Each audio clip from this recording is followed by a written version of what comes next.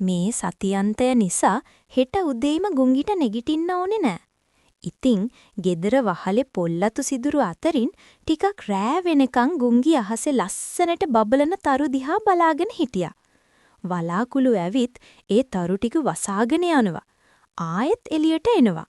වලාකුළු සැරෙන් සැරේ වෙනස් හැඩවලින් ආවත් තරු වලින් අහසේ ඇඳිලා තියෙන රටාවල් කිසිම මොහතක වෙනස් වෙලා නැහැ.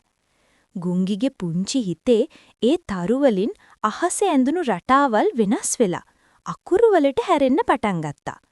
ගීතේක පළවෙනි වදන් පෙළ මේ විදිහට අහසේ ලියුණා. අඳුරට එළිය දෙන්න ඔයත් එක්ක අපි ආසයි අපේ අතින් අල්ලාගෙන ඔයත් එන්න අපිත් එක්ක. මේ අහසේ දිලිසෙන ලස්සන තරු වලින් ලියවුන වචන පෙළ කියවගෙන යනකොට ගුංගිගේ සුරතල් හඬින් එයාටත් නොදැනීම ගීතයේ ඉතුරු කොටස මේ විදිහට කියවෙන්න පටන් ගත්තා.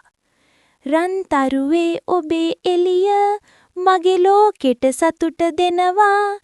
ඉස්කෝලේ ලියන පොතේ හැම පිටුවෙම ඔබ ඉන්නවා. මම එන්නම් ඔබත් එක්ක අනුරට ආලෝකය දෙන්නට.